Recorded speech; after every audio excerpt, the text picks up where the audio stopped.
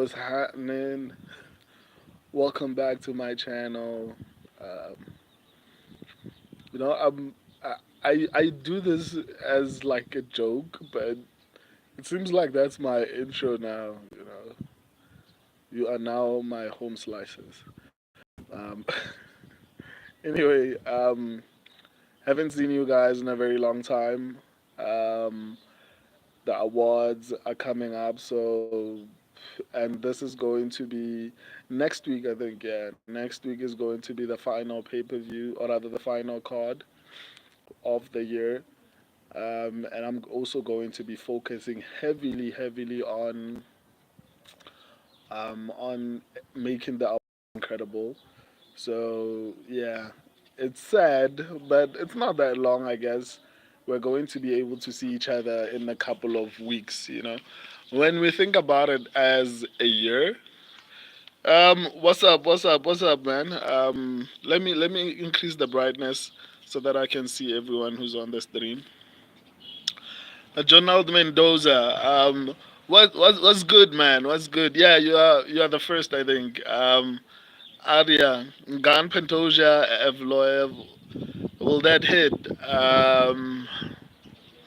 I think Gan is probably the most possible one. Pantoja, I'm worried because there's a lot of unknown. I'll explain everything once I get to that fight.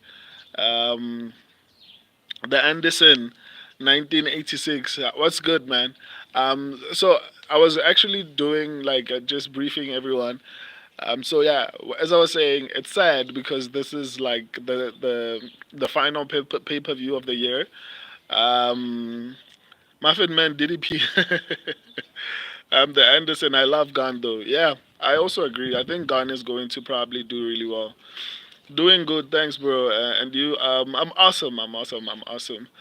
So let me finish my thought. So it's honestly sad, but like I was saying, next week is the final pay per view, and it'll be I think on the 15th or the 14th, depending on which time zone you are in. So yeah, that's going to be the final one, but it's we're not going to wait that long because yeah, it's going to be a couple of weeks. And in the meantime, the awards. I've been posting the nominations, and the votes have been incredible. I was surprised. I didn't think I would get that many votes for the awards because I posted four categories yesterday, and I got over 1,000 votes within less than a day, which was incredible. So if you want to participate in the awards and vote for your favorite, whether it's your favorite channel on YouTube, fight of the year, just go to the community section and you can vote. I just wanted to say that before I start with the upsets predictions. Um, Glad to hear that. Doing good, thanks, bro. Glad to hear that. Let me tell you, I thought no one could beat the John Jones, but I reckon Aspinall would beat him. Willing to bet on it. What do you think? I think that's a tricky one, right? Because John Jones is deceptively good, very high fight IQ. So it's easy to assume that he's going to lose until it actually happens, right? Um, John Jones John Jones's striking when he fought Cyril Gahn was horrible, but he knew that he was going to be slow against Cyril Gahn, so he implemented the wrestling game basically. I think that's probably what he's going to do against Tom Aspinall. I know a lot of people say no, Tom Aspinall is a jiu-jitsu practitioner and everything, but that's a difference between like a wrestler and a jiu-jitsu practitioner.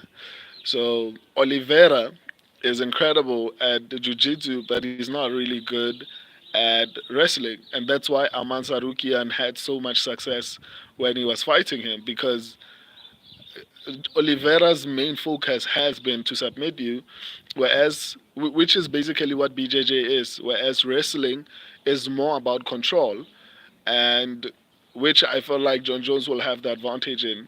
On the feet, I think Tom Aspinall could definitely knock out John Jones, but when we talk about how the fight plays out, I think John Jones might be able to control Tom Aspinall, but it comes down to whether or not John Jones is going to be able to take him down.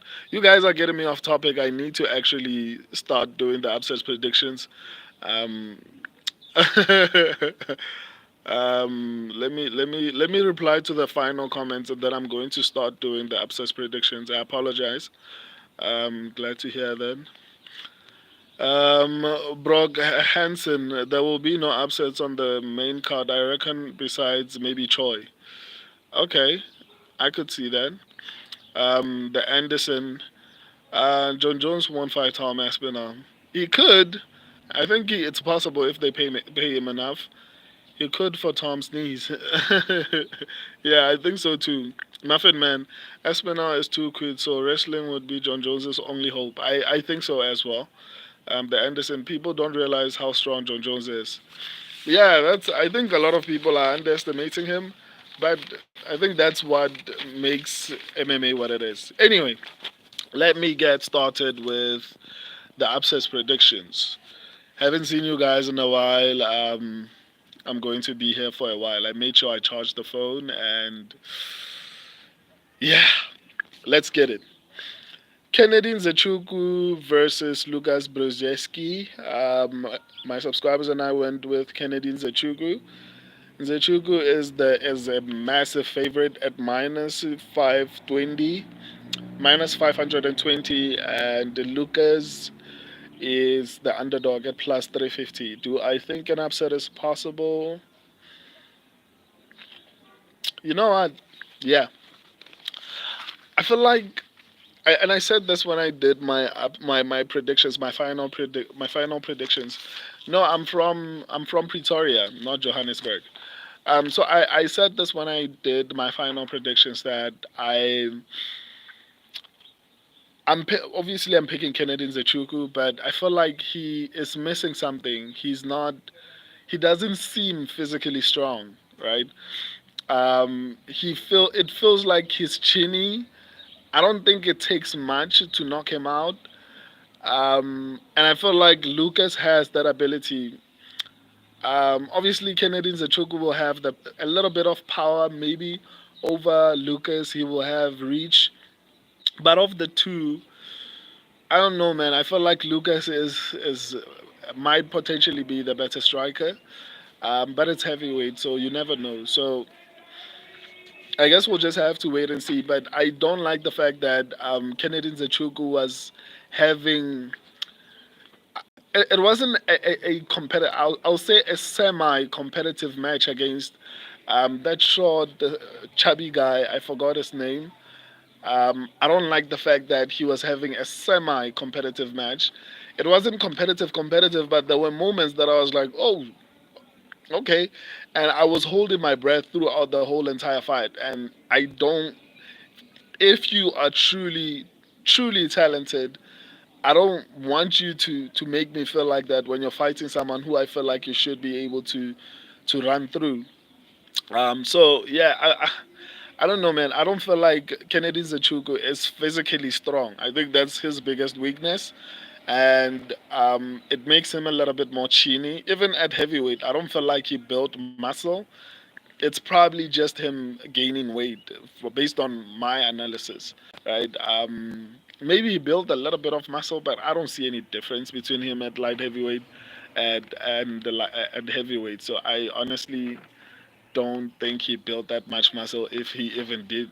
I think he was just saying, okay, let me try heavyweight and see how it goes, and then if it goes well, maybe I'll commit to it.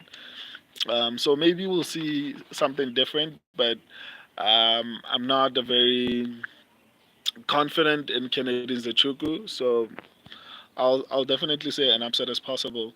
What do you think about Brive versus Randy? I got Randy by decision. Um, I'll get to that fight. I haven't gotten to that fight. I'm still on Kennedy Zachuku versus Lucas Brzezinski. So yeah, on this one, I think an upset is definitely possible. Um, on to the next one, Clay Guida versus Chase Hooper. My subscribers and I went with Chase Hooper. Clay Guida is the underdog, a massive underdog. I think the biggest underdog on the card at +500. and Chase Hooper I think is the biggest favorite if I'm not mistaken, followed by Bryce Mitchell. Wow, imagine Bryce Mitchell is a heavy favorite. Anyway, um, Chase Hooper is the biggest favorite on the card at minus 770. Do I think an upset is possible? You know what? If Clay Guida, if it was maybe, I don't know, let me say 6 years ago, I'd say, yeah, I'm struggling with this one because on one hand I feel like Clay Guida is definitely the better fighter, but he's so ancient, man. Like he's too old for me to actually feel any level of confidence. And like I said in my previous prediction video, I do pick older fighters. You know, I picked Jim Miller. Jim Miller is like 42 years old. I picked who's the other guy? Muslim Salihov. I think Muslim Salihov is 40 years old. I pick a lot of older fighters, but it depends on who they're fighting, right? If you are fighting a can, and I still feel like you are really talented, most likely I'm going to pick you, even if you are 42 years old like Jim Miller. So when Jim Miller was fighting, I picked him because I felt like Damon Jackson. Damon Jackson is not that good. So like, why would I pick him? Like I'd much rather risk my pick on someone who I feel like is actually good, but he's older than to pick someone who's trash, but is younger. It doesn't make sense for me. In this particular instance, I'm not gonna lie to you. I feel like Clay Guida is the better fighter. However, he's old, and unlike the situation with Jim Miller as well as Muslim Salihov, there. But again, Chase Hooper is not a can, right? I only pick older fighters if they're fighting cans. Chase Hooper is a really talented prospect. I still feel like Chase Hooper has a lot of holes in his game. He finds a way to win, but I'm not too confident about picking him. Um, you know, I want to say an upset is possible here, largely because I still believe that Clay Guida is definitely the better fighter. I'm not gonna lie to you. I feel that way. And the only thing that makes me worried is his age. So I don't know, man. I don't think an upset is possible here. But the best advice I can give you would be just to stay away from this one. Even though on my risky and safe predictions, I did say that this fight was safe. After further research, I felt like Chase Hooper is definitely or most likely going to win this fight. But the best thing to do would be to just stay clear of this one, in my opinion. I mean, if you did more research than I did, then I mean, you can go for it. But for me personally, I would stay away from it because um, crazier things have happened. You know, I want to fight with myself and say, no, no way. But not, usually when I do that, I end up being wrong. So I'm not going to even say anyone should actually do anything. It's up to you. But for me personally, I'd stay away from this one. I feel like Chase Hooper is probably going to win. But yeah, I said the same thing about the fight between Karine Silva and who's Viviane Araújo, right? I was like, no, Karine Silva is definitely the better fighter. Or rather, she was younger, she was on a streak, she had everything to actually win. And but I did say that you know what, I know that Viviane Araújo is a little bit older, but I still feel like if she can stuff the takedowns, it's gonna be a really bad night for Karine Silva. And that's one of the reasons why I said I feel confident that she's going to win, but I told the people who watch my channel to say, you know what, personally, I'd put her in the lengthier parlay, but if you want like 4 or 5 people that are definitely going to win, just remove her from that list. And it turns out I was right. So I have the same feeling about this particular fight.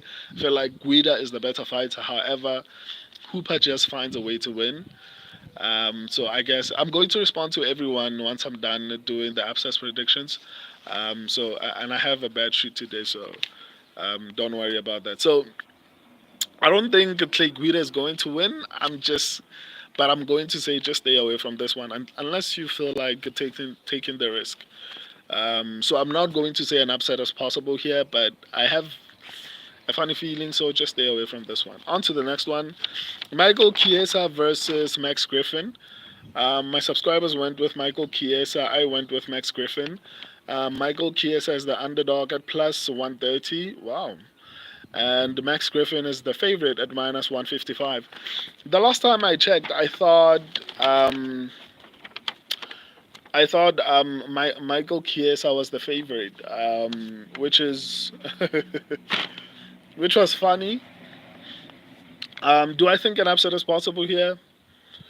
Let me see. Let me see. Let me see. Yeah, I think so. I think this is one of those fights that are like coin flips. Um, I feel like this fight could go either way. Michael Chiesa has horrible takedown entries, like they're terrible. You know, he's horrible on the feet. Like he was having a close fight with Tony Ferguson. Like this year, like Michael Chiesa had a close fight with Tony Ferguson. Um, that's not a good look. It's a horrible look, because I mean Tony Ferguson is done, and you're having a close striking match with him. It doesn't look good.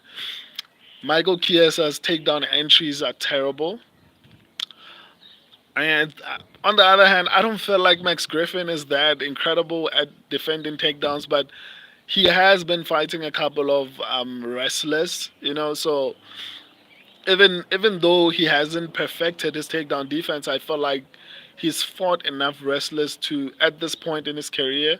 I mean, he's at the end. He's a veteran now. I think he should be able to find a way to actually get on his feet.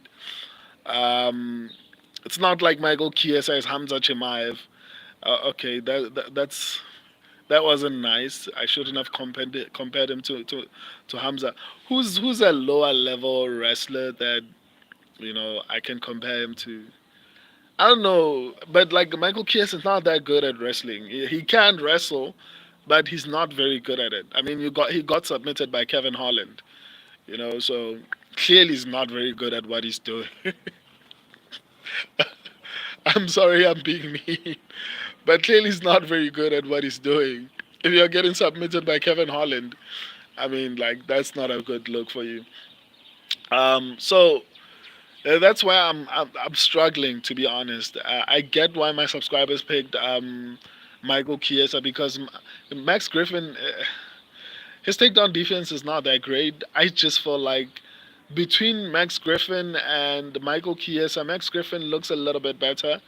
He's obviously the better striker. I feel like if the fight goes to a decision and it comes down to damage, it's going to probably be Max Griffin, I mean, who definitely wins the fight.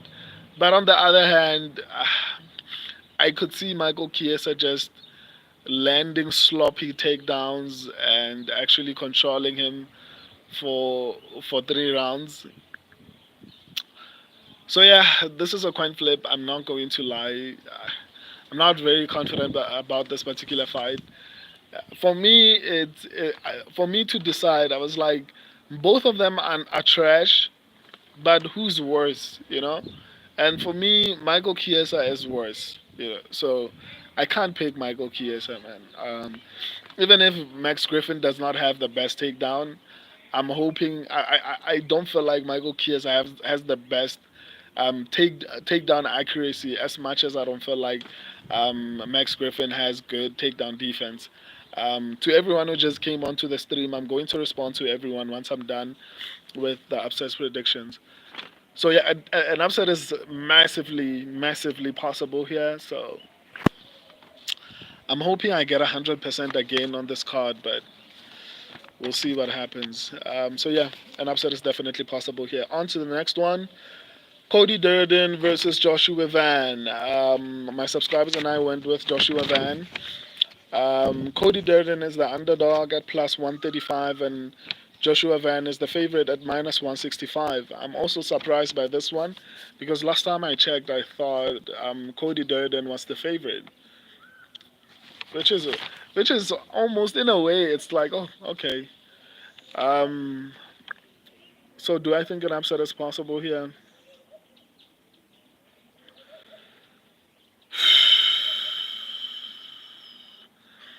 I think so. I don't. I'm going to say I think so, right? Because, like I've been saying about Joshua Van, I feel like Joshua Van is too short for the division. I think Cody Durden's fighting style. Let me see. Let me see actually where Cody Durden is going to have the advantage. I don't know. I feel like on the feed, Joshua Van is going to dominate. On the ground, I think Joshua Van is good enough to avoid anything that happens on the ground. So it's going to be a very close fight, but I think Joshua Van is going to win this one. I know a lot of people are saying Cody Durden, but I don't know, man. I'm still not confident in this particular fight. I wouldn't go as far as saying it's a safe fight, but I don't know. Based on what I'm looking at here, I feel like Joshua Van should definitely win this fight. But for the mere fact that I feel like he has a couple of disadvantages, um, for example, what do you call it? Reach is one of them. But reach alone is not enough. I don't. I feel like if the fight stays standing, Cody Durden is going to lose. If it goes to the ground, I don't know what's going to happen. So yeah, but I will say an upset is possible here, just to avoid anyone taking a massive risk. On to the next one: Chris Weidman versus Eric Anders. My subscribers and I went with Chris Weidman. Um, Chris Weidman is a minus 105 near even, and Eric Anders is a minus 115 near even as well. It makes sense why it's close. I mean, both of them are not very good. So it's the situation with the same. It's the same situation with Max Griffin and Michael Chiesa. You know, both of them are not very good. So you have to. It has to come down to who do you think is worse, right? And I'm going to go with. Obviously, I told you I'm going to pick Weidman, but it's largely because I feel like Eric Anders is not good, man. Like Eric Anders is not good. I feel like on the feed is going to be very close. Even though Chris Weidman was cheating against Bruno Silva, he was still looking really good in that particular fight. Suspiciously good, you know. It looked very suspiciously good. like like he ate a power bar that had something special. I'm kidding. I'm not making any allegations, but but he looked very suspicious. Apart from the eye poke combinations that he was throwing, I still felt like he was looking decent in that particular fight. Um, and then on top of that, who if it comes down to a decision, which is probably highly likely here, who's probably going to get robbed? It's Eric Anders. Eric Anders is going to be robbed if it comes down to it. Who's probably going to cheat in this fight? It's going to be Weidman. Who's better based on accolades and previous achievements? And Chris Weidman is a former middleweight champion.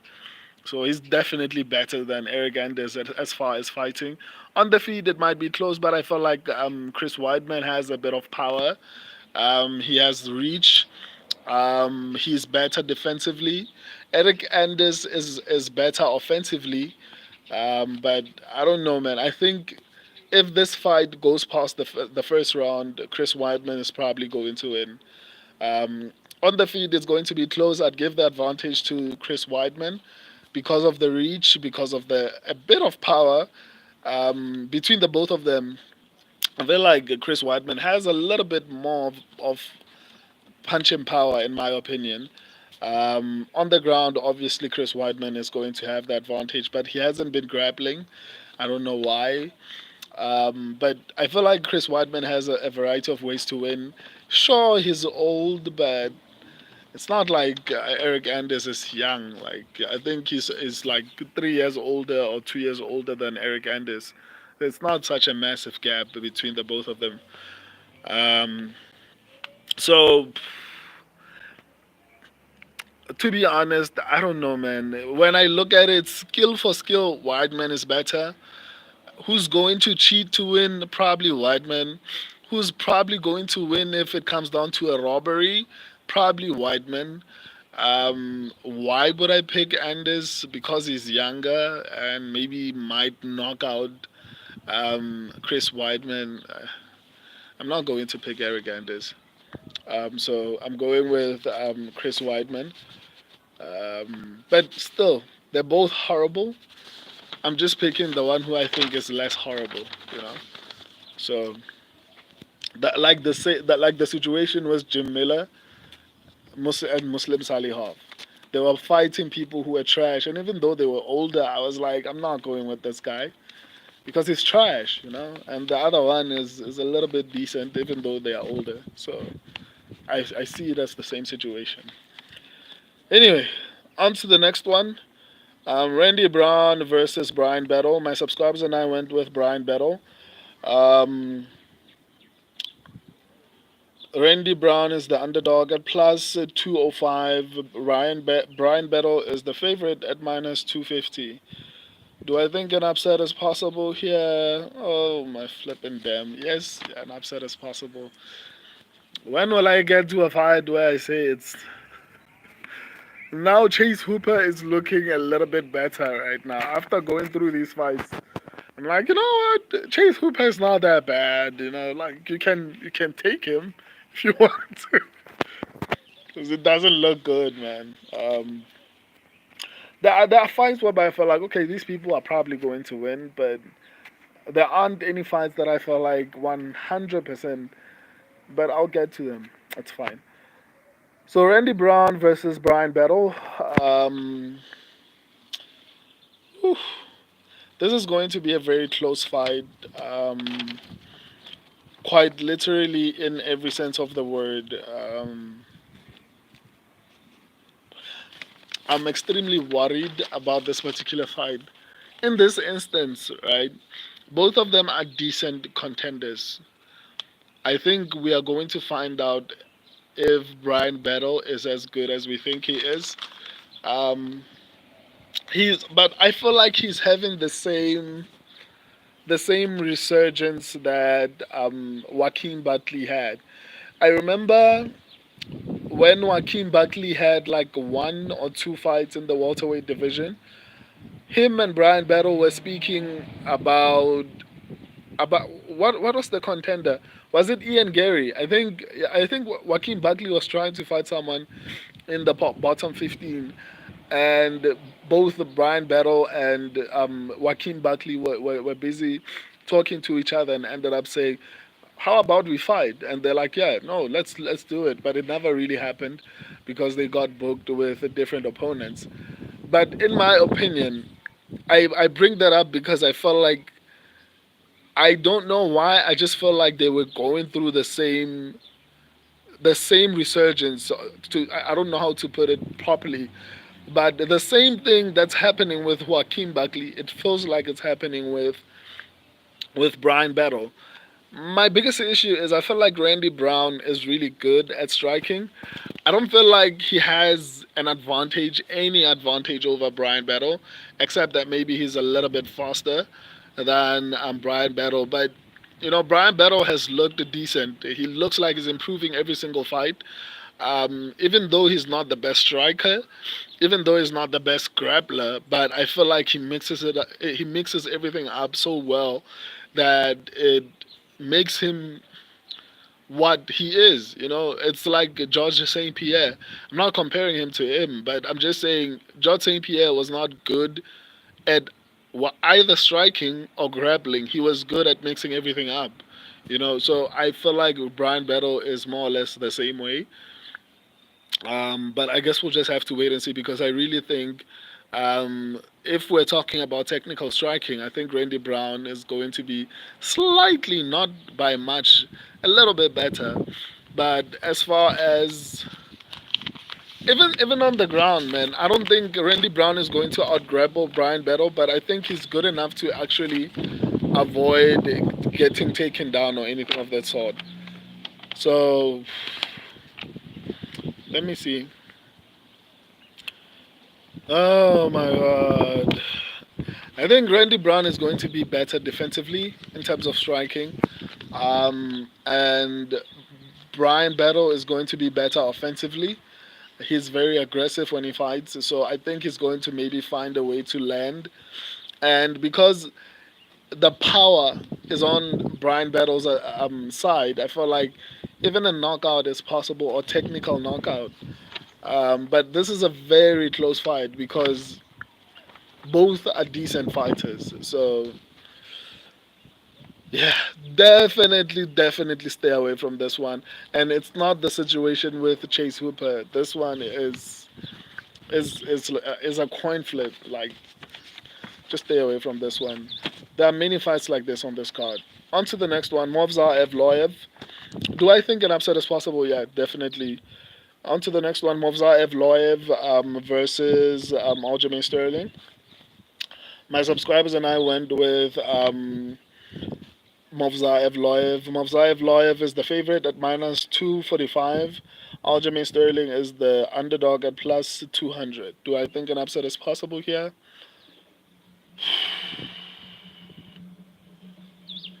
I don't know. I don't know. I want to say nah, that's not possible, but anything is possible, but I'm gonna say yeah, an upset is possible, but let me explain why I feel like why I'm struggling with saying that, right? Aljamain Sterling, I think he's not performing to his peak, but nonetheless he's 36 years old right now, so I don't think it matters. I think if he was in, and I've said this multiple times, if Aljamain Sterling was training at AKA American Kickboxing Academy with the likes of Javier Mendez and Umar Nomagomedov, there are people screaming here. I think Aljamain Sterling would have been an incredibly talented fighter. He still is kind of, but I don't know if he's good enough to beat Movsar Evloev. To me, this fight looks like Umar Nomagomedov versus Merab Devalishvili, which is a sick fight, by the way. I don't feel like Aljamain Sterling is going to do what he normally does to other opponents. I know that he outgrappled Henry Cejudo, but we're talking about Henry Cejudo, who has not been fighting for a while, who came back into a title shot and it did not look the same, right? Movsar Evloev, I think, is significantly better at grappling than anyone that Aljamain Sterling has faced. And I made this comparison when I was when I was doing my final predictions, right? Diego Lopez could not have any success against Movsar Evloev. I know a lot of people say, no, he came in on short notice. Sure. I'm not going to dispute that. But if truly, what do you call him? Diego Lopez was not prepared, he wouldn't have gone 3 rounds, right? He was definitely in shape because a lot of people lose cardio in the third round. So he was definitely in shape, right? I'm not saying he was prepared for Movsar Evloev. I'm just saying if someone I don't think Aljamain Sterling is more dangerous on the ground than Diego Lopez. If you tell me who's going to win a submission match between Aljamain Sterling and Diego Lopez, I'll probably go Diego Lopez. And Diego Lopez, although he had Movsar Evloev in a lot of dangerous positions, it was nothing. It was nothing too dangerous for Movsar Evloev, right? So I don't think Aljamain Sterling is going to be any more dangerous on the ground than Diego Lopez. On the feet, Movsar Evloev struggled to take Arnold Allen down. So that fight predominantly was on the feet, and Movsar Evloev did significantly well. I know that a lot of people are saying um, Arnold Allen was robbed, but that's what normally people say when someone they love loses.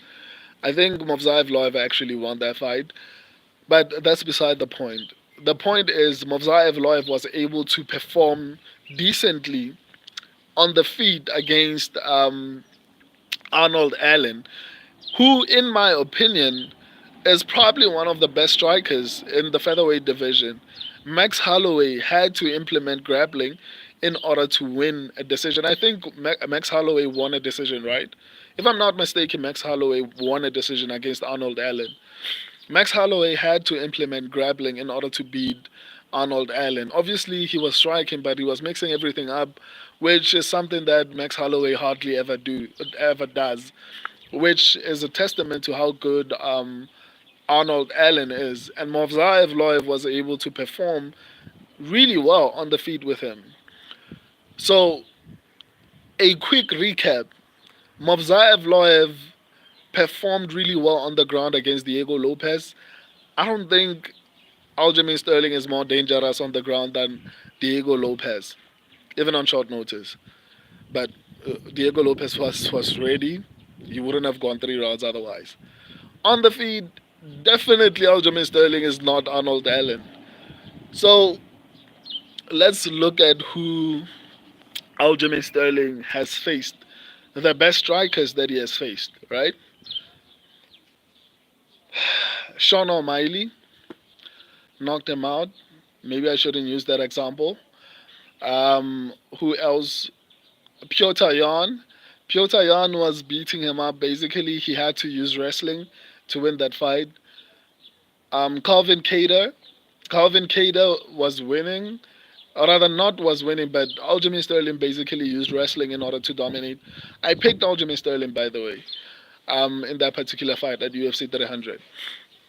So far, we haven't seen Aljamain Sterling do really well against a striker on the feet. Um, and when he's fighting wrestlers, normally he goes to a decision. And the best wrestler he's ever fought, in my opinion, is Henry Cejudo. And I don't think Henry Cejudo has good takedown defense. Um, I don't know, man. I don't see any success for Aljamain Sterling here.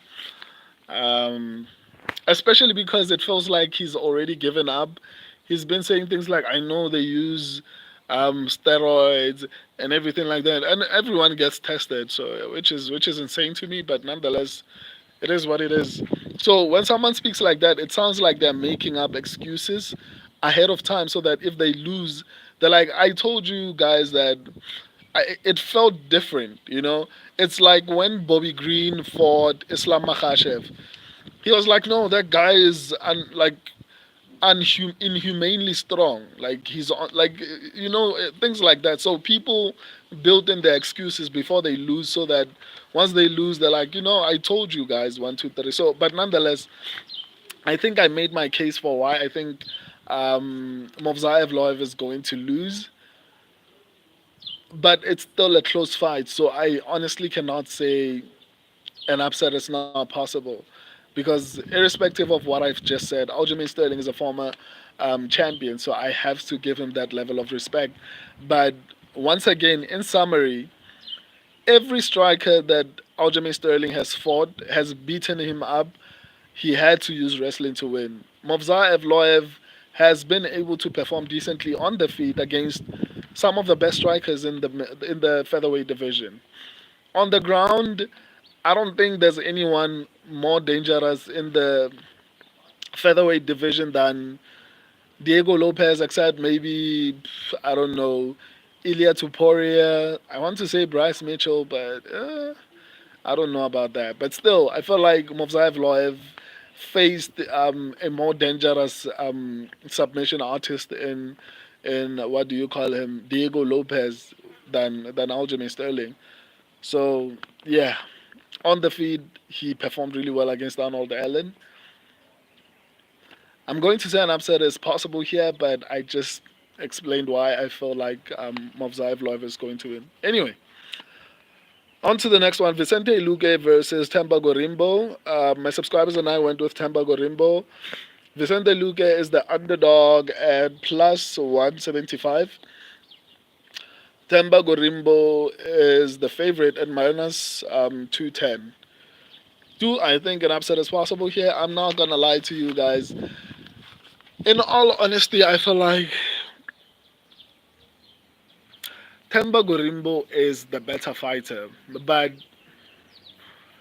against who? You know? It's going to be very difficult to actually feel confident about someone who's never been tested, right? And it's one thing if Temba Gorimbo was dominating these people. He has been, but I've seen him almost get tired. Like he gasses a little bit. His takedowns are not that great. His striking is not that great. So I don't know in this particular instance. And keep in mind that this is me saying all of this with the idea that if Vicente Luque shows up, right, it's gonna be a little bit of a problem for Temba Gorimbo. I still feel like Temba Gorimbo is the better fighter. However, who has he been fighting for me to actually say that? Because you can look good against people who are not so great, but the moment you get like a quality opponent, you crumble, right?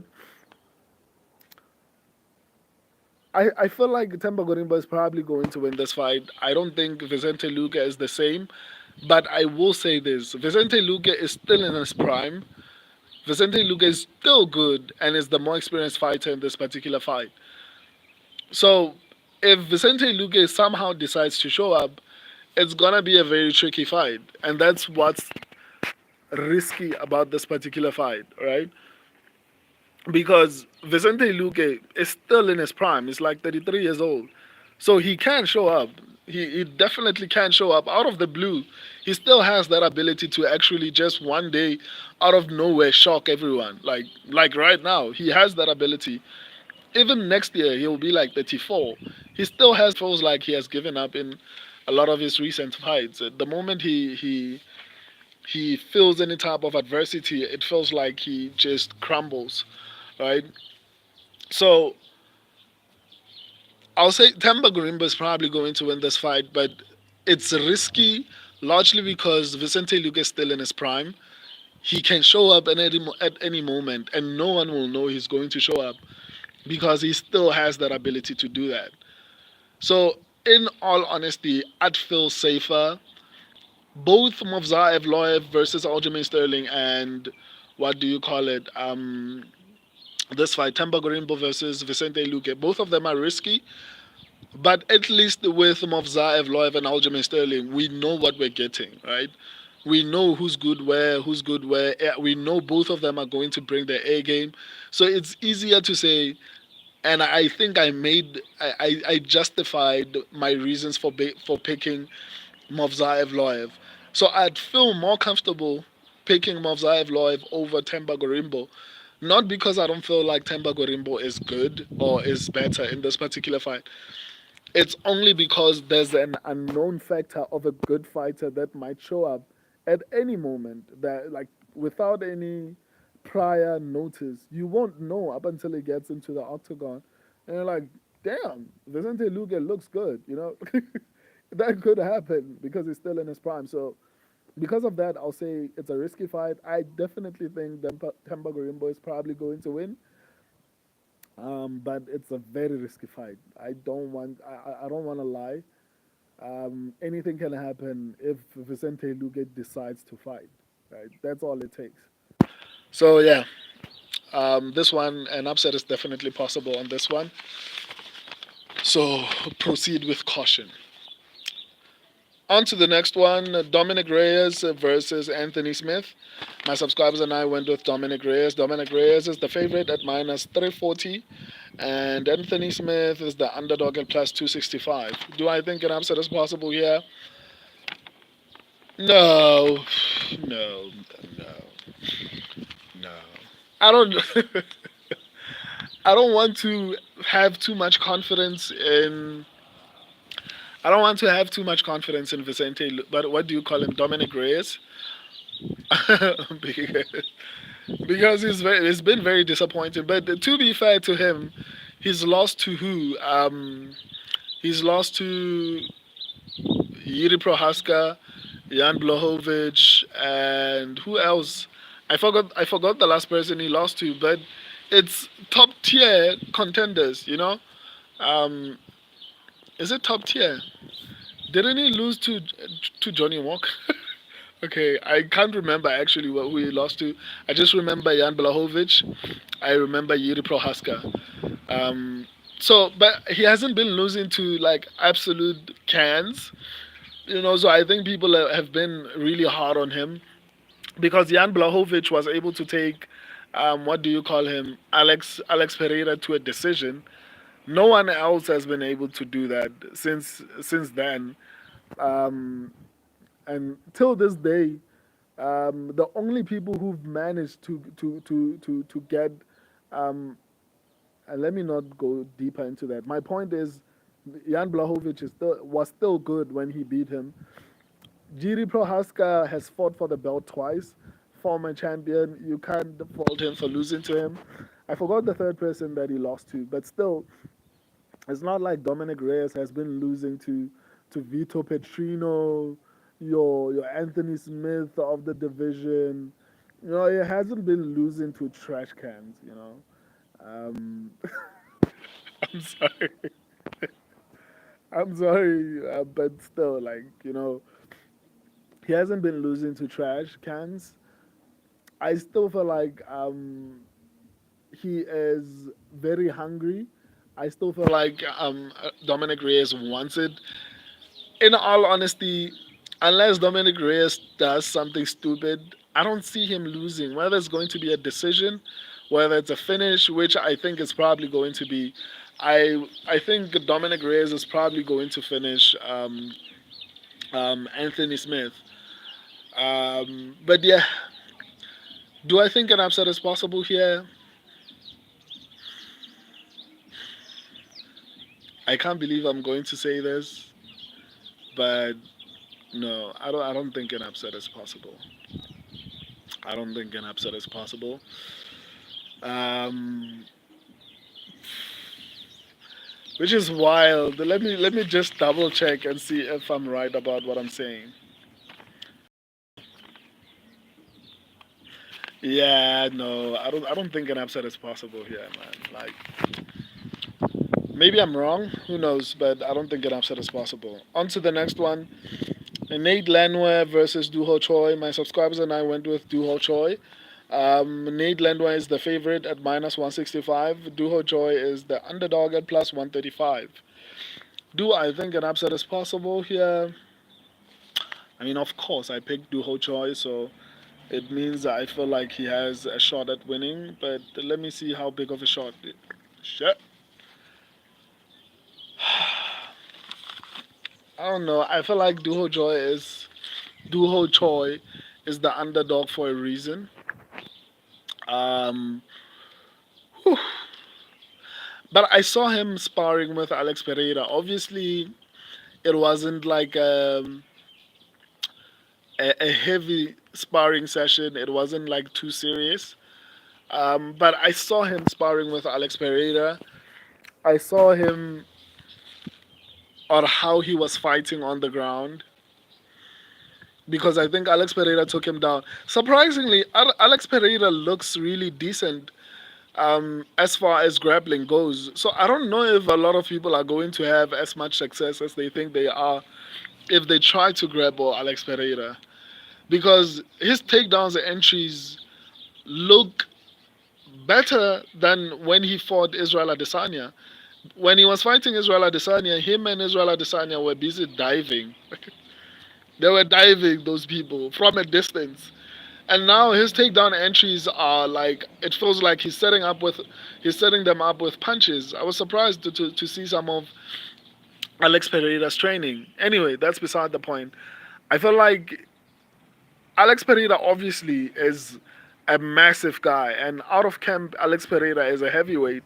And Duho Choi was doing significantly well as far as striking goes. Obviously, Pereira would knock him out if they were serious, but I think that was more of a technical striking. It wasn't more about power.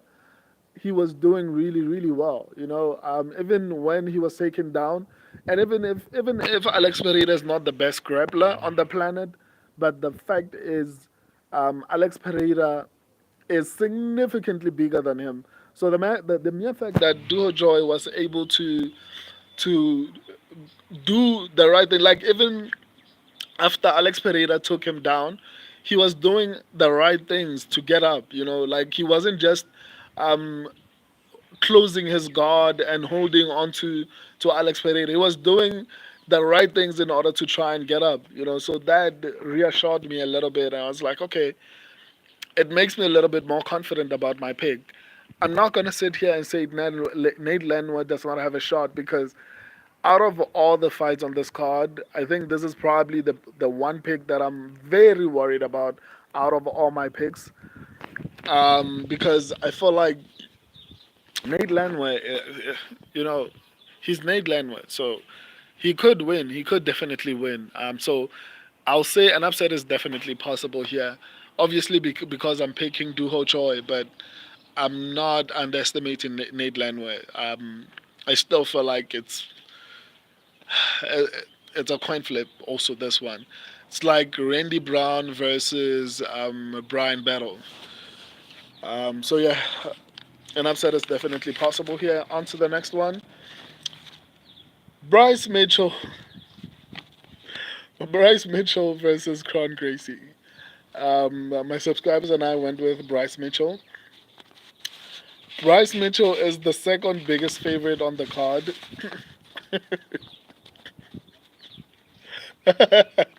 at minus 600. Crown Grace is an underdog at plus 425.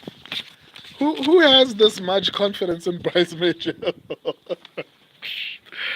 I'm asking this question, and I also said Bryce Mitchell is safe.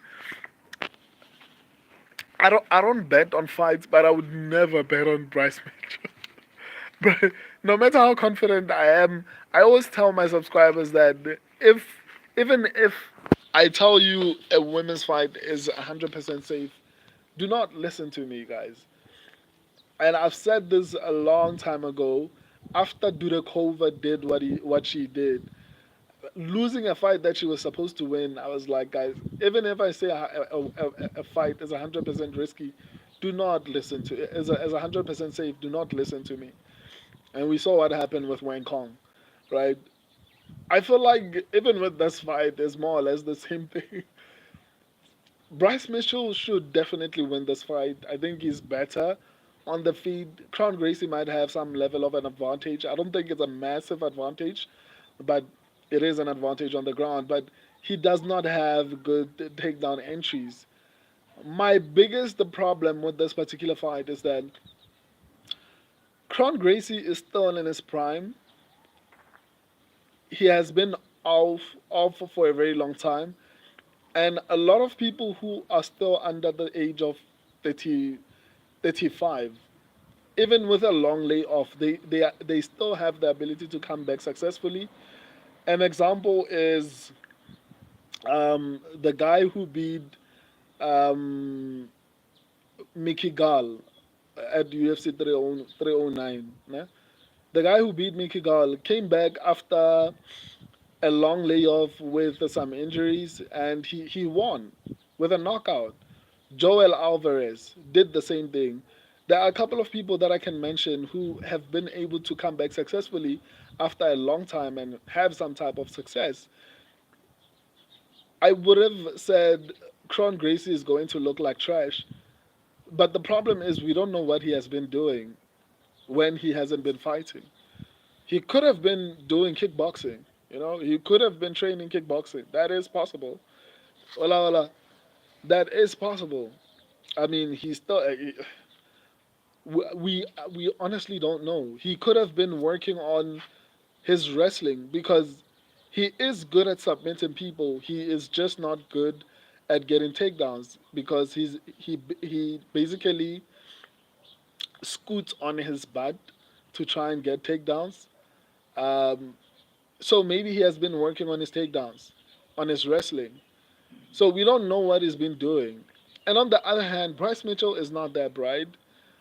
Even in the pre-fight press conferences, he's been saying, "I'm not scared of going to the ground." So this guy might come in and try to prove a point and get submitted. But, oh, sweet Bryce Mitchell, sweet Bryce Mitchell. Anyway, Bryce Mitchell is busy saying he's not afraid. He can win anywhere, and I believe him. Right? I believe Bryce Mitchell. I don't think he's joking. I don't think it's a strategy. I think he believes he can win on the ground. And that's the problem, right? With picking Bryce Mitchell.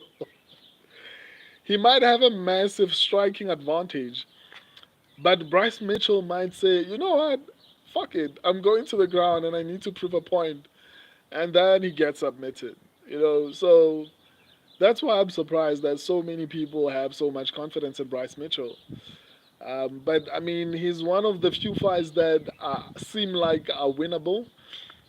So who knows? I guess we'll just have to wait and see. But I wouldn't have that much confidence in Bryce Mitchell. But with such a card that has so many risky fights, I think Bryce Mitchell maybe is worth the risk. But for me personally, I don't know.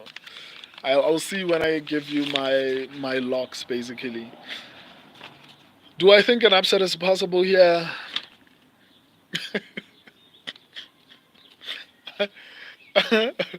I don't know what to say here, guys. Bryce Mitchell should definitely win this fight, but because of his fight IQ, I'm going to say an upset is definitely possible here. Bryce Mitchell might make a stupid decision to say, I'm going to dominate him on the ground, and he gets submitted. That is a highly possible thing. So I'm going to say an upset is definitely possible here. On to the next one, Cyril Gahn versus Alexander Volkov. Um, My subscribers and I went with Cyril Gahn. Cyril Gahn is the favorite at minus 260. Alexander Volkov is the underdog at plus 210. Do I think an upset is possible here? No, no, no. I know a lot of people, and that's the thing. When I love the fact that I have a prediction strategy because it helps me remove my emotions and my thoughts from predicting fights, right? I don't get swayed by what I see on the in the media or whatever the case is because those things influence or my fandom of a specific fighter. So if one day Islam Makhachev or Hamza Chimaev maybe is about to lose, I'm probably going to be able to see it because my strategy does not take into consideration how much of a fan I am of a particular fighter. So I'm able to predict fights as clearly as possible, and that's why my prediction accuracy overall is so high because I don't allow my emotions to control how I feel about a specific fighter. A lot of people are swayed by recent performances of specific fighters, right? I said this when I was doing my final predictions. Last year, when Sergey Pavlovich was fighting Tom Aspinall, and I picked Tom Aspinall, people were calling me crazy. Why? Because up until that point, the Sergey Pavlovich looked like a bulldozer. Like he looked extremely unstoppable.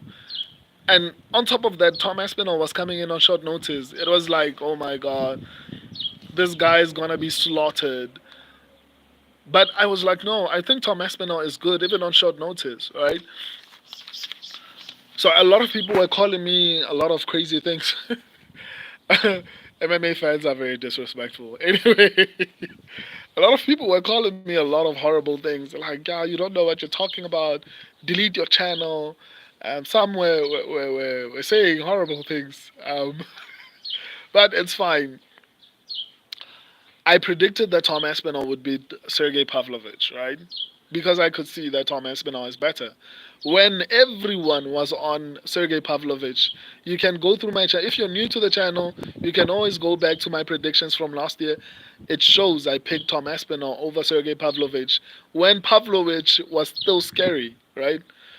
And Tom Aspinall was coming in on short notice.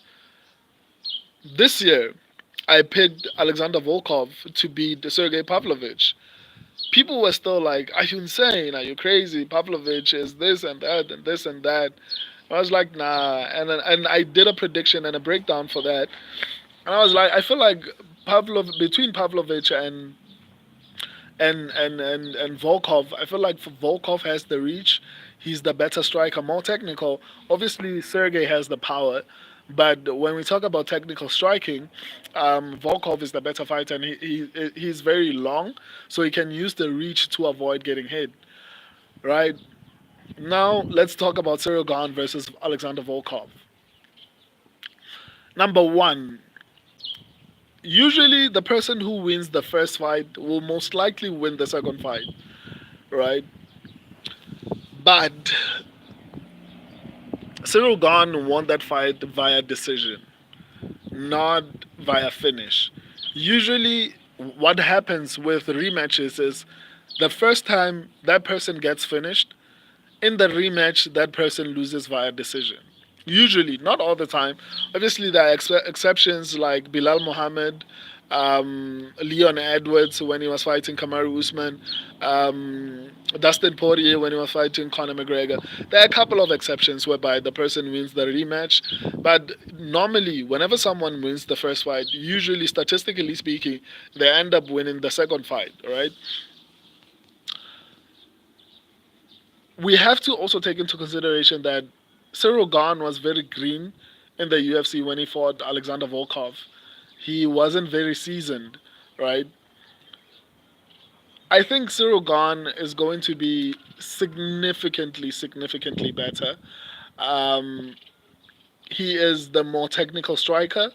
He is exceedingly faster. Even though I picked Alexander Volkov to beat Sergey Pavlovich, it was because I knew Sergey relied too much on his power and not on technique. Whereas Cyril Gahn is going to be leaning heavily on his technique, on his speed. The reach advantage is not that massive. I feel like Cyril Gahn can actually work around that. I don't know, man. I don't think Alexander Volkov is going to win this fight. Unfortunately, I know a lot of people want him to win. I think he's too slow for Cyril Gahn. The wrestling is not going to work because I think Taibura tried it. Was it that Taibura? Who did Cyril Gahn fight after fighting John Jones last year? I think it was Taibura. If I'm, oh no, was it Spivak? I think it was Spivak, not Taibura. Yeah, I think Spivak tried to wrestle Cyril Gahn, and I don't think it didn't go that well. A lot of people think Cyril Gahn has horrible takedown defense. He does. I mean, Francis Ngannou was able to control him. Um, John Jones submitted him in the first round, but I feel like the John Jones situation caught him off guard. Um, and it's not like Volkov is John Jones, right? I would compare Volkov's wrestling. I wanted to say to Spivak, but I think that's mean because I mean Volkov was able to control Taito Ivasa on the ground, but also Taito Ivasa is horrible on the ground. So I don't know if that's really me saying anything, right? Because Taito Ivasa has not won a fight since he got into the top five. So I don't know if that's a good comparison, but it's not like Alexander Volkov is the best grappler. So I don't think it's going to be too much of a problem for Cyril Gahn to actually deal with any grappling that Alexander Volkov might want to do. I think Cyril Gahn is going to be faster, technically better. Um, Let me see. As far as power, will have the power. Wow. And then Cyril Gahn will also have the reach advantage as far as punches go. Cyril Gahn will have the power advantage. Cyril Gahn will have the striking advantage everywhere, defensively, offensively. I mean, the only way I see Alexander Volkov winning is by taking down Cyril Gahn, and I don't think it's gonna be that easy. So this is one of the other fights that I feel pretty confident about. I think Cyril Gahn is probably definitely going to win this fight. Sadly, for Alexander Volkov, because he seems like he's been doing really well. I don't like that the UFC is facing him. I mean, but there aren't that many people that Cyril Gahn can fight. But why isn't he fighting Jilton Almeida? Right? Why is he busy fighting Volkov? I feel like Volkov should have gotten someone like, what do you call him? Curtis Blades. I wish Volkov could have gotten Curtis Blades or someone like that. Not Cyril Gahn, man. Like, I don't think the UFC is doing this guy good, man. I think he should have gotten, especially because there aren't that many contenders in the heavyweight division. So I feel like they're killing off their contenders by actually making them. Obviously, they're trying to build up Cyril Gahn, but like, why he's already beaten this guy. You're not giving him enough time to actually grow. I know, and Volkov is older now. I feel like he should have gotten someone like Curtis Blades, and then maybe if he wins, he beats Curtis Blades, who's a former, who competed for the, what do you call it, interim championship, I think twice right now, if not more. So I think that would have been a really good matchup for Alexander Volkov as opposed to Cyril Gahn. Um, I think if he beat Curtis Blades, they should have given him maybe a title shot after John Jones and Tom Aspinall solved their issues. I feel like Cyril Gahn has fought for the belt enough times. I think he fought for the belt twice now. I think other people need to get their shot. So I would have loved to see Volkov get a top five like Curtis Blades. If he beats him, then he fights for the title. Instead of Cyril Gahn every year or every after year, he's fighting for the belt. Like, we're tired. Okay, we're not tired. I'd like to see Tom Aspinall versus Cyril Gahn, but you know what I mean. Like, I'd like to see someone like Volkov actually get a decent shot. Which is sad because I think he's going to lose this fight. Anyway, on to the next one. Shavkat Rachmanov versus Ian Machado Gary. My subscribers and I went with Shavkat Rachmanov. Shavkat Rachmanov is the favorite at minus 350. Um, Ian Gary is the underdog at plus 275. Do I think an upset is possible here? Yeah. Not so much. Not heavily. Not heavily. Let me explain what I mean, right, by an upset is possible. This is me trying to convince myself, which usually goes really well, and I end up being a little bit more confident about my pick. So let's what do you call it? Dive in or deep dive? Yeah, let's do a deep dive, right? One, I don't feel like Shafkat has fought really good competition. Who has he beaten? Jeff Neal, decent. Stephen Wonderboy Thompson, he doesn't have great wrestling. Jeff, what do you call him? Neil Magny. Uh, who else? After Neil Magny, it gets a little bit sad. Let's see who has Ian Machado Gary fought. He has fought Michael Venom Page. He has fought Daniel Rodriguez. He has fought Who else? There are a couple of contenders. I feel like, as far as competition, oh, he has fought Neil Magny as well. He has fought Jeff Neal as well. As far as the level of competition, I feel like Ian Gary has faced better competition, slightly better competition, right? That's number one. Number two, Shavkat Rakhmonov was able to finish Jeff Neal, but that doesn't mean Ian Gary did horribly because ultimately it comes down to who got the most amount of damage from that particular fight, from fighting that same person, right? Shavkat got beaten brutally. That was a war, and that's why that was one of the best fights last year. I think it was last year. That was one of the best fights, largely because it was a war, right? Which is great, but that means Ian Gary is might be defensively better, which is not good, right? Shafkat looked very tentative. He looked very.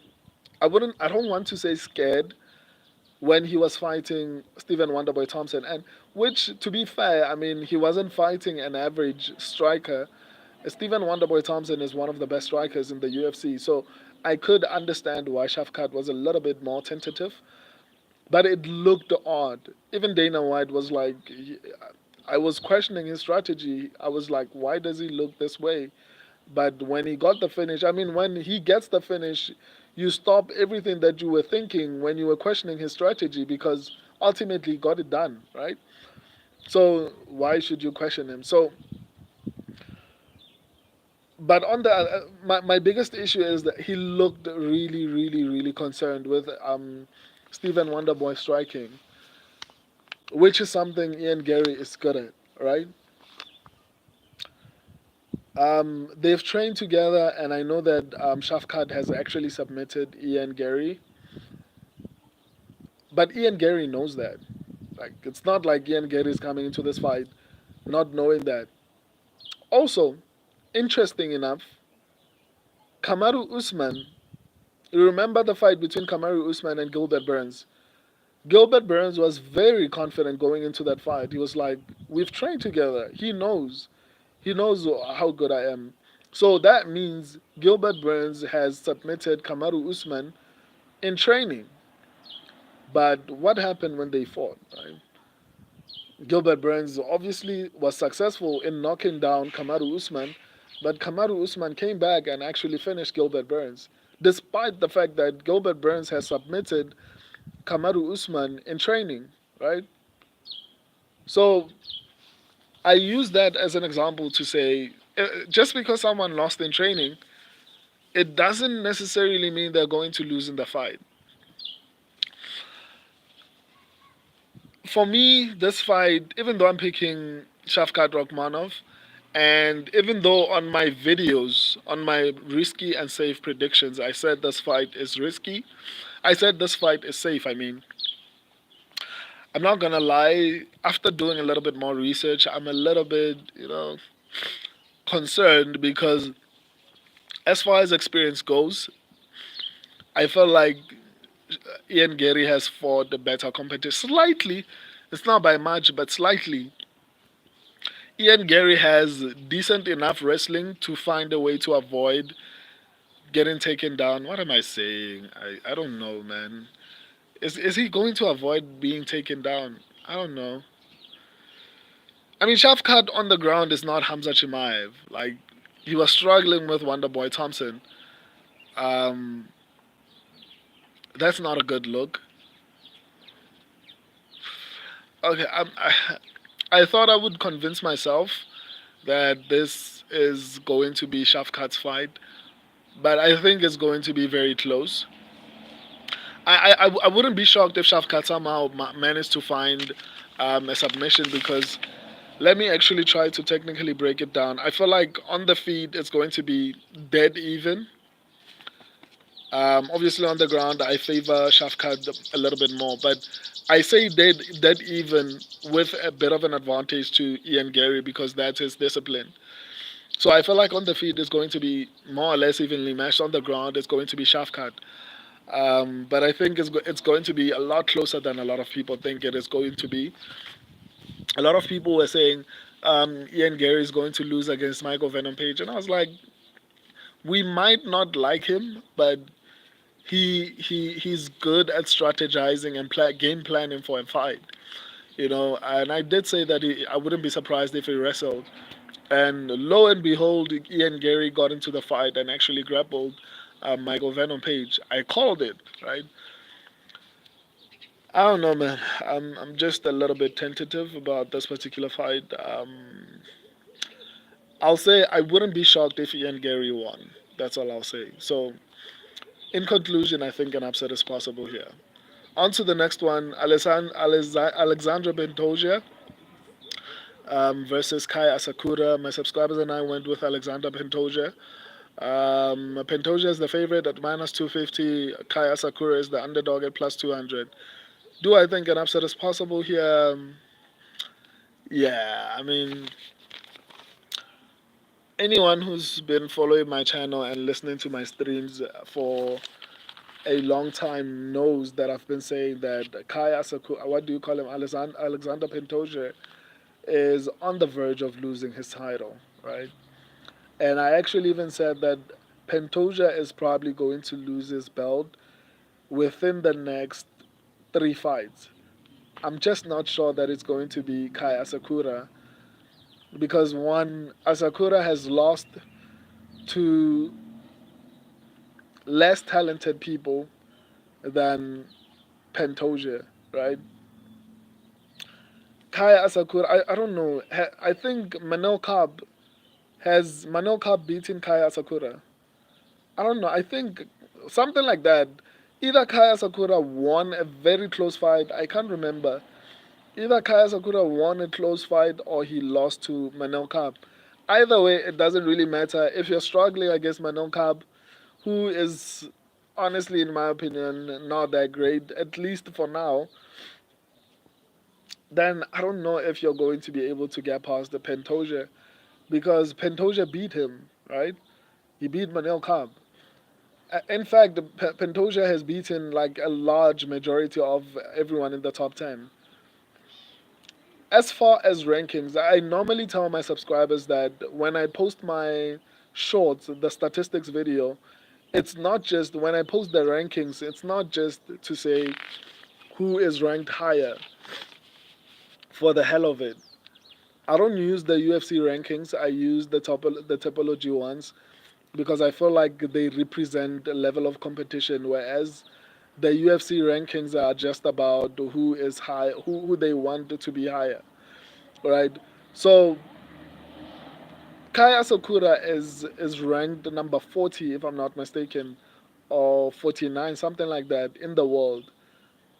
Alessandra Pentoja is ranked number one, which means the level of competition that Kaya Sakura has been fighting is lower than the top 20 in the world, right? So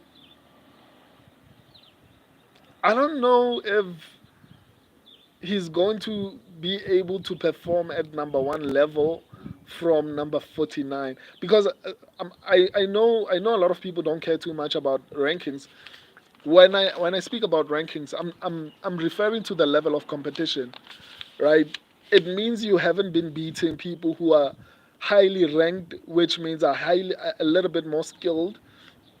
And irrespective of how anyone feels about rankings, you cannot argue that number 100 in the world is better than number 15 in the world. That's not true.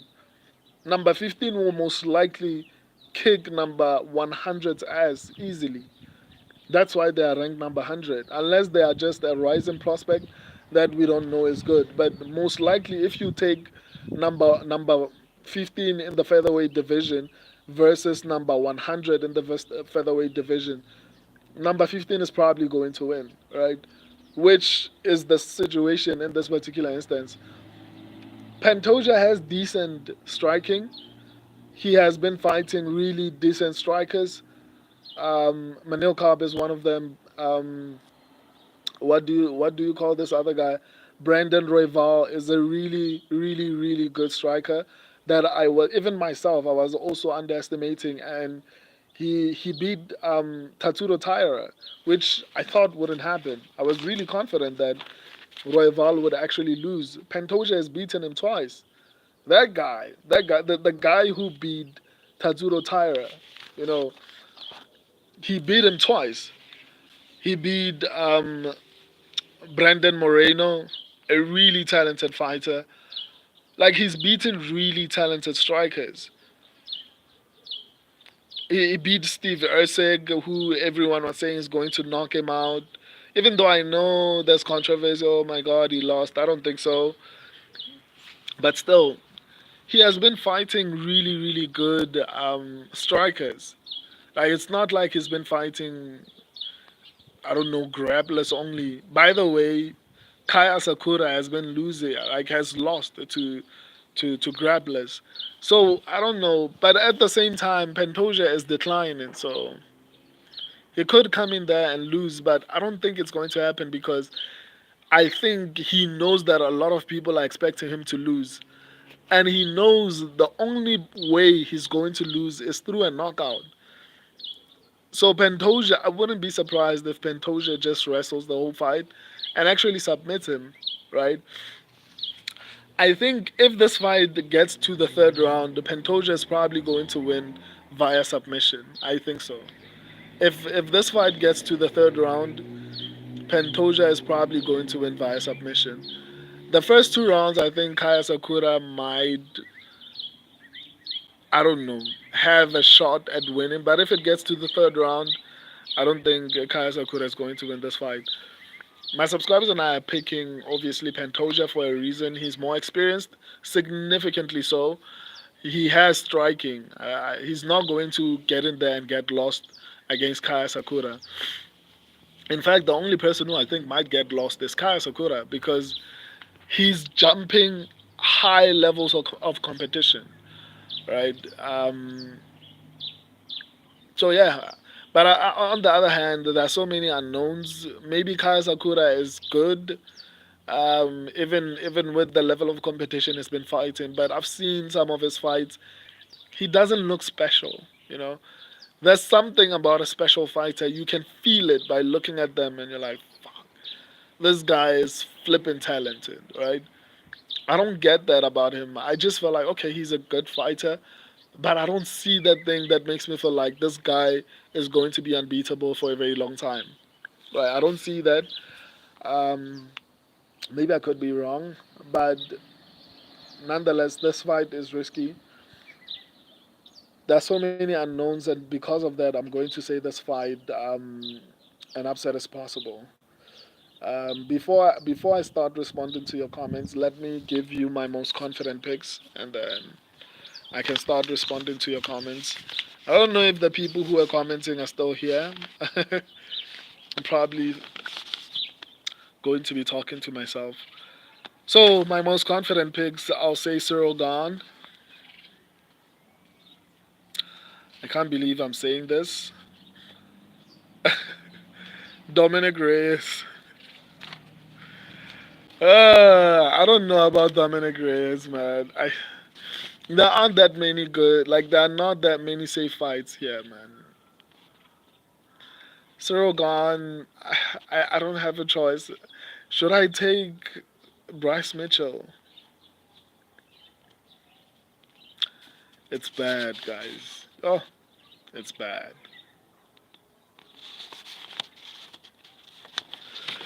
Okay, I'll go Cyril Gahn, Dominic Reyes, Chase Hooper. I know I said stay away from that one, but based on the amount of fights that are risky, these are the only. I'd say I wouldn't even say these are locks. I'd say they are mid-level confident picks. I wouldn't even call them locks, right? I don't think this week I have a lock. except maybe Sorogan. I think Sorogan is probably going to win it in this fight.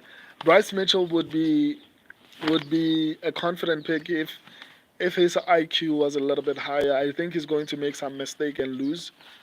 But he still has a massive shot, a bigger shot than a lot of the people on the card at winning. So I'll just say he's also a mid-level confident pick. So yeah, I think I'm going to go with Sorogan, Dominic Reyes, Bryce Mitchell, and Chase Hooper. These are not locks, guys. These are mid-level picks, mid-level confidence picks, because the fights are so close. Yeah, it's hard to even justify why I'm saying this. These are people who I feel like have the least chance of losing. The probability of them losing is still there, but I don't think they're going to. So I'm sticking with those ones. The rest are very risky. Let me respond to you guys so I can bounce. Let me see. Let me see.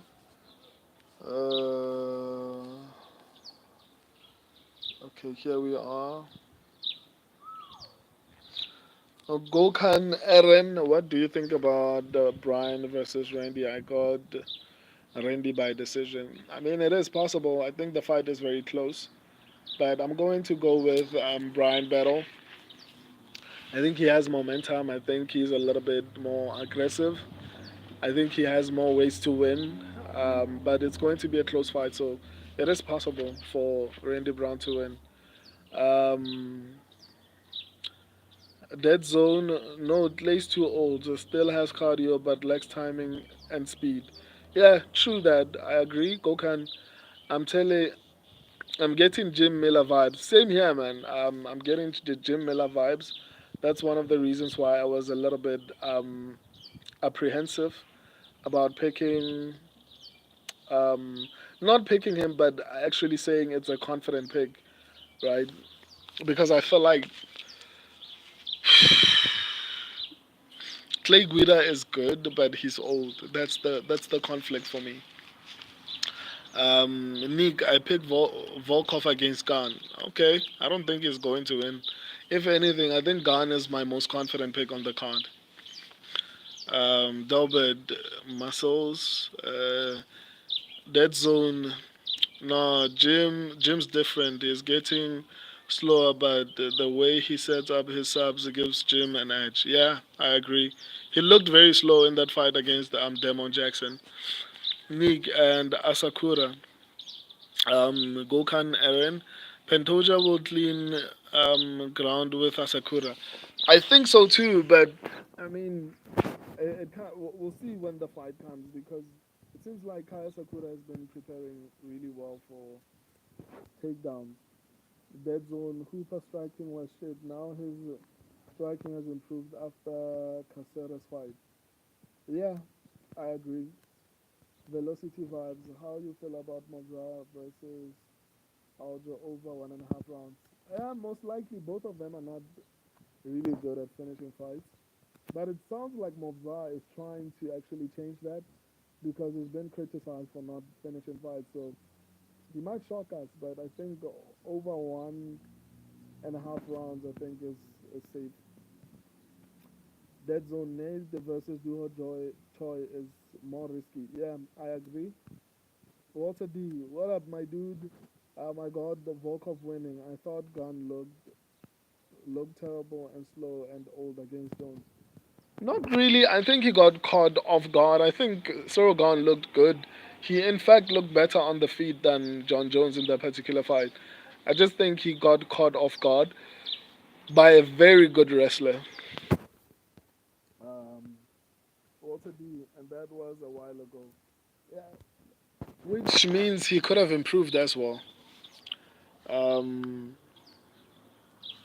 yeah, most risky fight in this card is Nate versus Duho Choi. Yeah, I agree with that. Dead Zone. Dead Zone. Volkov has a chance if he fights how he fought Sergey, but he has to pressure gun like Ty did. I mean, sorry, Ty only had a lot of success because um, Sorogan was trying to be a little bit more aggressive. Velocity Vibes, what fights are you most confident in? I think I just gave you. I'm not. I'm not very confident in them. I'd call them mid-level confidence picks. But normally, last time I said I'm mid-level confident in my picks, I got 100%. So maybe I'm wrong. But but in true honesty, like the last time I said I'm not 100%, I'm not very confident in my picks, especially in my locks. I got 100%. So it depends on what you see on your side. But for me, I'd I'll say Cyril Gahn, Chase Hooper. I didn't think I'd go for Chase Hooper, but keep in mind these are mid-level picks. So it's Cyril Gahn, Chase Hooper, Dominic Reyes, and I can't believe I'm saying this, Bryce Mitchell. I don't know. Just leave Bryce Mitchell out of it.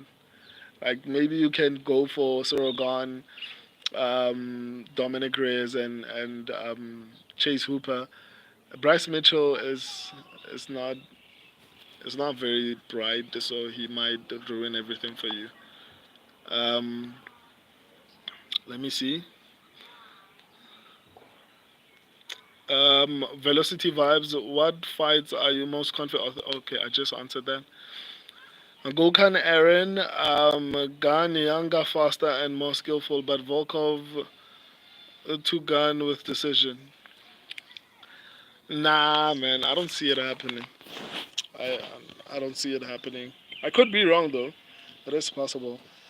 Gokhan Aaron, Michael Chiesa can't sub Max, and Max can't get a KO here. I guess so. I don't know. Yeah, that one is a coin flip. It's who's more horrible. Muffin Man, thoughts on rugby? I don't watch rugby, my dude. Unfortunately, Dead Zone. I think Aljo has a better chance at being the underdog on of the night.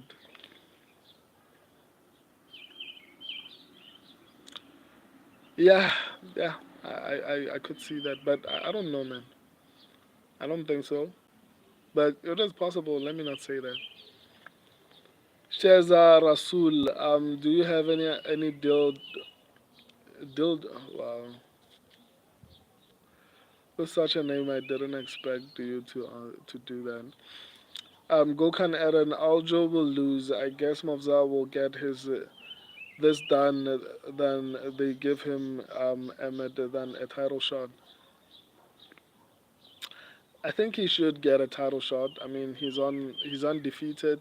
I know he gets a lot of decisions, but I mean, if the UFC wants this to end, they should just give him to Ilya. He will knock him out, and then it's over. Or they're afraid what happened to Bilal, what happened in Bilal versus. But I don't know, man. I think Ilya is a little bit better on the ground than. That would be an interesting fight. Hopefully, Movsar Evloev gets a finish so that he can actually make an argument for a title shot. But I know that Diego Lopez and Alexander Volkanovski are ahead of him. So maybe if Volkanovski gets the shot and it's not an interim shot title, um, no man, why an interim title? I think if Volkanovski gets a shot, maybe they make the fight between the rematch between Diego Lopez versus Movsar Evloev for the number one contendership. I think Dead Zone.